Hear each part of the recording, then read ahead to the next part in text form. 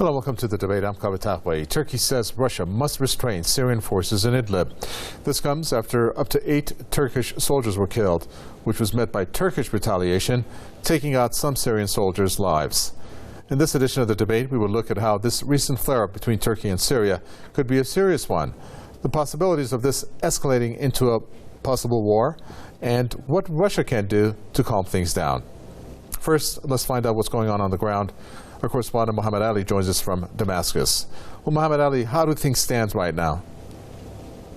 Well, tension is rising on the ground, but looking at the developments, we can see that for sure the only sure thing is that the Syrian army is advancing rapidly against the terrorist groups, regardless of the Turkish threats and the Turkish presence in Idlib's countryside. Now, what happened was that in the past couple of days, the Syrian army liberated 22 towns and villages and hilltops, strategic hilltops in Idlib's southeastern countryside and southern countryside, actually, and this makes the Syrian army much more closer and closer every day, and actually every hour towards Saraqib, a major stronghold for the terrorist groups southeast of Idlib. The Syrian army is now on the outskirts of that terrorist stronghold, Saraqib, over there, despite the fact that Turkey established new positions for its soldiers, tanks and armored vehicles in that area. Now, we know that Turkish soldiers were killed in Syrian army shelling on armed groups in Idlib's countryside around Saraqib, but Russia blames Turkey for that, saying that Turkey did not coordinate that it's going to move in new troops and take new positions inside Idlib, and this is why it wasn't able to avoid such an incident. Now, the Turkish media just today, official media, reported that Turkish artillery attacked Syrian army positions in areas like Salhab and Jibramli in Hama's northern countryside. This is, according to analysts, an attack on Syrian soldiers, on the Syrian army, a national army of a country, a sovereign country. It doesn't seem that the Syrian army actually is going to stop its military operations. And on the other hand, if you hear Turkish President Erdogan's statements, it doesn't seem that he is also going to stop his defense for the armed groups he supports. But on the other hand, it's very important to note that despite all of those developments, the army's advances are not stopping, and the army's determination seems to be at its highest levels for liberating that strategic highway, M5 highway, that links Aleppo with southern and central Syria, and also for reaching eventually to Idlib and purging those areas from all armed groups. Very well, thank you very much for that. We appreciate it. Our correspondent there, Mohammed Ali, from Damascus. Let's bring in Foreign Policy Advisor Onur Erim from Istanbul to find out what he thinks about all this. Well, welcome, Onur Erim. What do we have here and what's going on? Let's first discuss what has happened when you have up to 8 Turkish soldiers killed. Moscow has said that the Turkish personnel came under fire, based on what they said, because it was not warned about Turkey's operations in Idlib beforehand. Do you believe that? Is that what has happened? Well, it's not a matter of what I believe or not, is that that response came out of Moscow early after the attack yesterday. I think it was like by noon. But a couple of hours later, the Turkish Minister of Defense, Mr. Hulusi Akar, has actually came out in public and said that the Moscow was warned twice, one at 1600 hours, one at 2200 hours, a day, the night before the movement, and Moscow did acknowledge this. Now, after that, released by Defense Minister Akar of Turkey, Russia did not reply to that. So we are thinking that the first response that came out of Moscow came out to be not true at this point, since they haven't commented on this. They have just sustained with what Defense Minister Akar said. On the other hand, let's not forget this attack by the Syrian army on the Turkish soldiers were against non-combatant group. There's actually the military, the part of the military that was moving the trucks and the armed personnel carriers. So this was not a combating group that they attacked, which ended up killing Turkish soldiers. We're going to talk about the situation a little bit more later as to what positions exist between these countries that are there, in particular, obviously, Turkey and Russia. But Marcus Papadopoulos, in terms of the incident that has happened, which is the most intense flare-up since Turkey sent its troops into Syria in the year 2016, resulting in 8 of its soldiers being killed and some Syrian soldiers killed. Our guest there said that what Moscow is saying is indeed somewhat not true. They were forewarned. Meanwhile, Moscow has said that the Turkish personnel were under fire because it was not warned about Turkey's operations in the area. A case of he said, she said. So what do you think it is? Personally, I think both counts are actually irrelevant. Let me explain.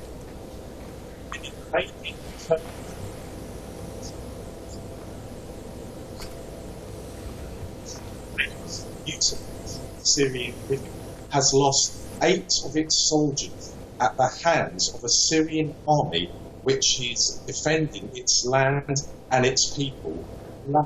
I shed no tears whatsoever for those Turkish soldiers. My only concern is for the Syrian people, is for the welfare of the Syrian soldier, is for the welfare of the Syrian man, woman and child in Idlib, who has been living under the tyranny, under the brutal oppression of Wahhabism for many years now. So why is the focus on Turkish soldiers having died in Syria when they are illegally there?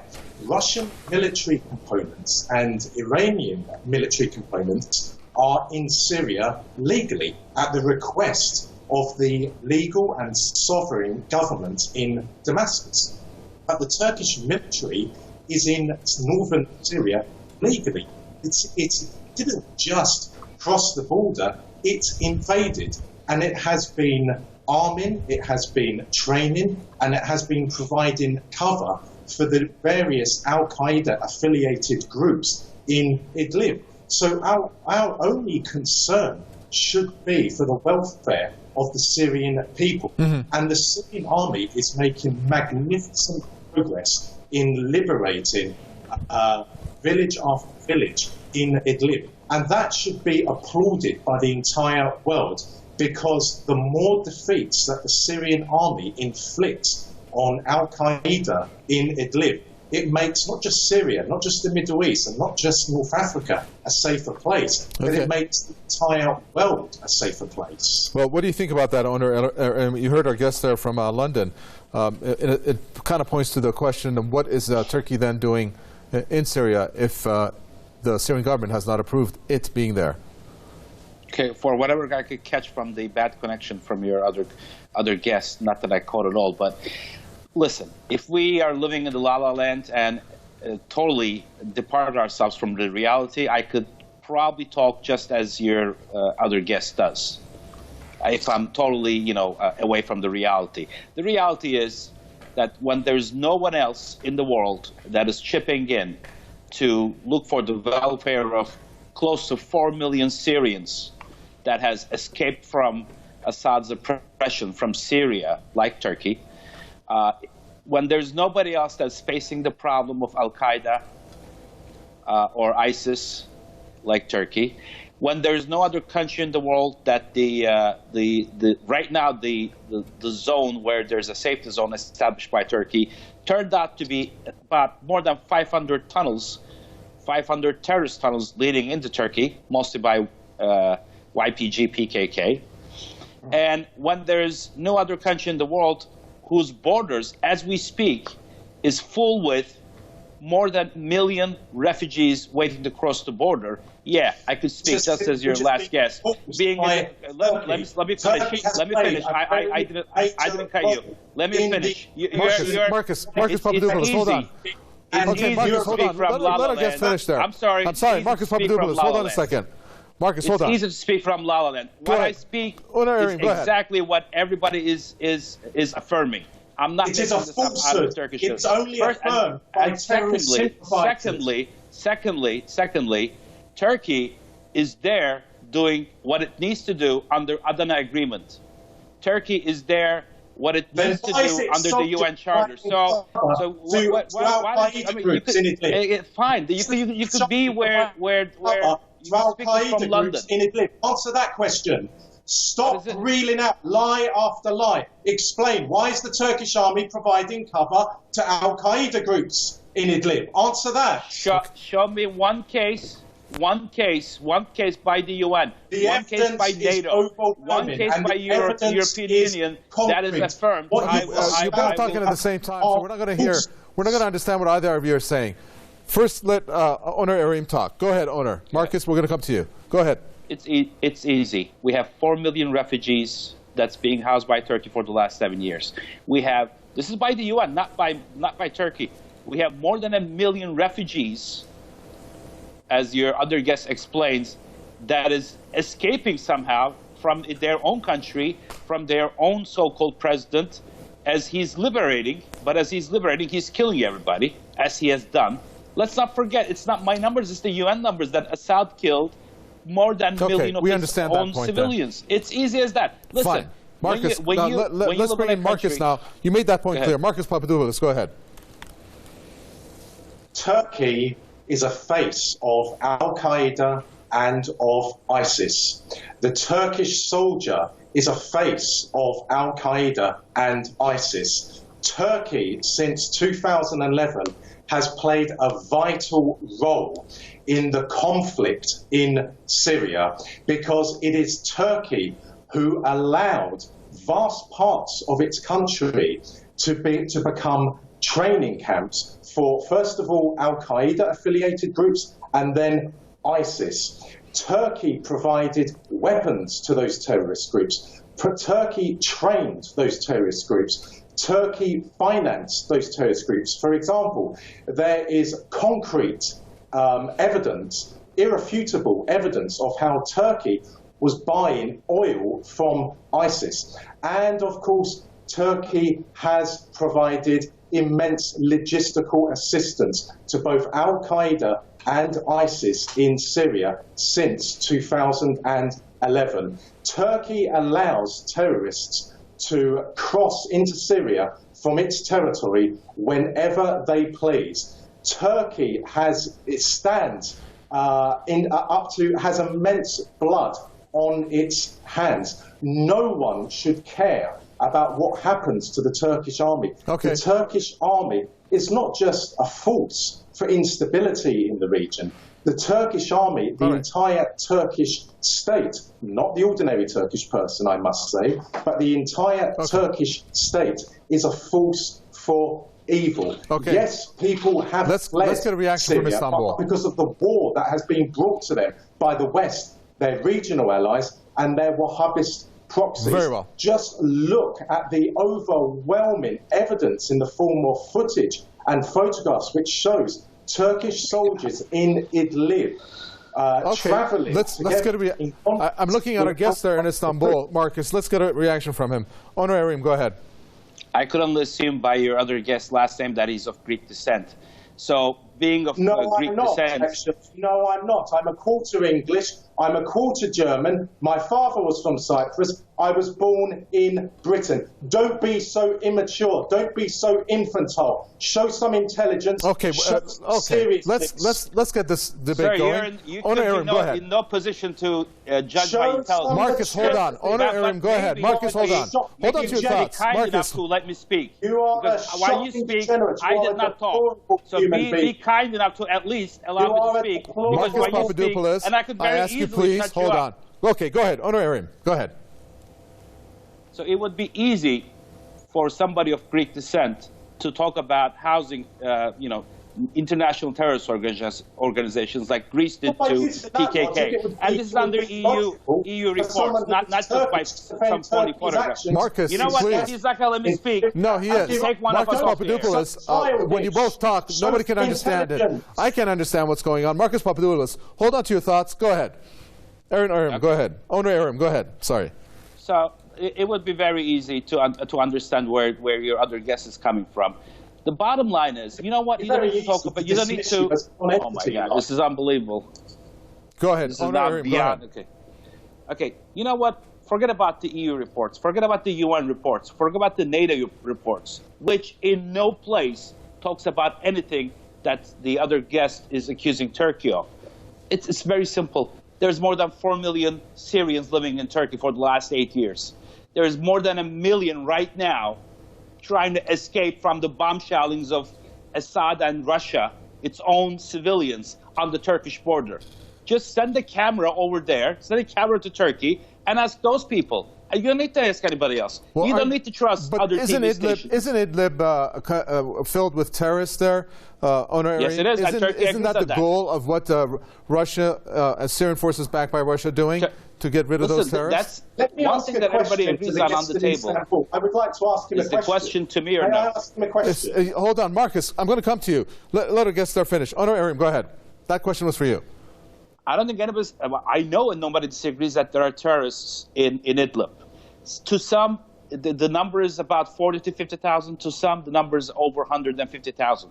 The fact of the matter is, whatever that number is, whether 50 or 150,000, there are 4 million civilians living in Idlib.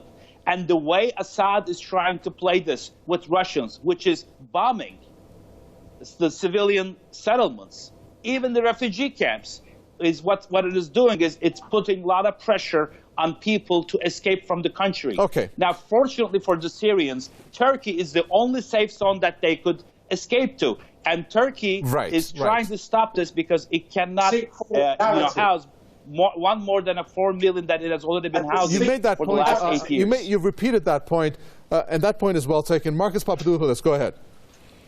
This is the same old deceitful narrative that the likes of the infantile and unintelligent guest of yours in Istanbul was putting out. You have no position to call me unintelligent or childish. You know what? I wonder even if you're a graduate of some sort of academic background.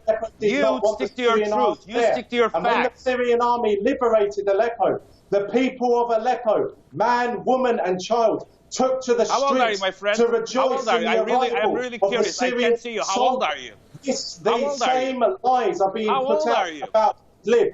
And I will tell you this, and I will tell everyone watching this debate, that when the Syrian army arrives in Idlib, you will see millions of people take to the streets, as they did in Aleppo, to celebrate the freedom, to celebrate the liberation.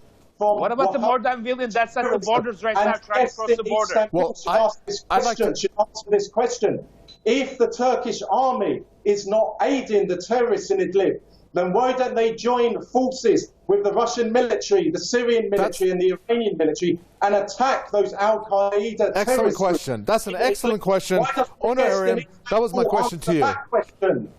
Yes, I think that's a great question. Why doesn't Turkey, who has a relationship with Russia, work together to eliminate these terrorists? Of course, the Syrian army is going to be involved. It's right there in the Astana and Sochi agreements with Russia about Syria. So what's the problem? Turkey has been saying from day one that if you try to do this like what Assad is doing right now, which is battle rolling everybody, the civilians, what's going to happen is we're going to have 2 million, 3 million people at our borders. This is something we can say yes to. What Turkey has been saying from the beginning is that Turkey put up 14 watch points over there. They said, come in, use Assad force, whatever, the Russians themselves or whatever, but come and clean the terrorists. Now, it is not an easy task to do. Turkey, in both Sochi and after falsehood, the Turkish military is aiding terrorists. My friend, you know what? I guess you're lobbying for whomever you are, but speak with the truth. Marcus Papadopoulos, let him finish his statements, and I'll come to you. Marcus, please. How old is he? How old is this guy? That's Marcus, hold on to your thoughts. Honor Arim, go ahead. Marcus, let him finish his thoughts. I'm going to come right to you. Honor Arim, go ahead.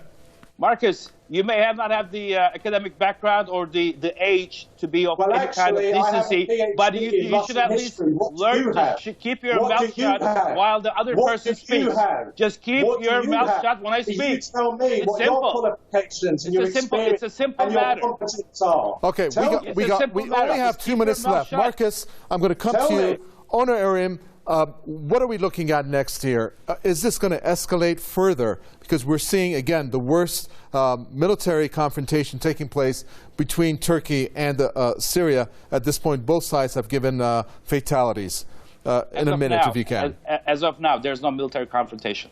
What the Syrian army did, with probably the knowledge of the Russian army, has attacked an unprotected unit, a unit that was moving actually APCs and tanks from point A to point B, attack a unprotected unit. What Turkey retaliated within 10 hours is attacked 56 Syrian Army posts, killing 76, as of now, 76 Syrian soldiers. So there's no, there is no friction going on here. Okay. It's a job done by Syrian Army. I got to pass it on over now. Back. Thank you for that. Thank you for that. And I appreciate your patience. I got to pass it on to Marcus. Well, Marcus, are we looking at what in terms of how this operation between Syrian army and backed by Russia in Idlib? You have Turkey that's coming into the picture. What are we looking at happening next on the ground? In 1 minute, if you can. Nothing can now prevent the inevitable. Idlib, both the region and the city, will be liberated by the Syrian soldier. As the Syrian soldier liberated Aleppo, nothing can prevent that from happening. In the last week alone, many kilometers of Idlib region have been liberated. And what have we seen? We have seen ordinary Syrian civilians, men, women and children, take to the streets, throwing flowers at the Syrian soldiers, welcoming them, appreciating them, absolutely grateful to them for liberating them from Al-qaeda. And that is what we will see when the Syrian army enters Idlib. Anyone who says anything to the contrary is either Thank you very much for that. We're fresh out of time. Do appreciate your comments there. Listen to Marcus Papadopoulos, publisher and editor at Politics First. Also like to thank you, Onur Erim, foreign policy advisor who spoke to us from Istanbul, and of course, Muhammad Ali from Damascus at the top of the debate. Any questions or comments? Newsroom at pressv.ir. From me, the entire team is goodbye. Until next time.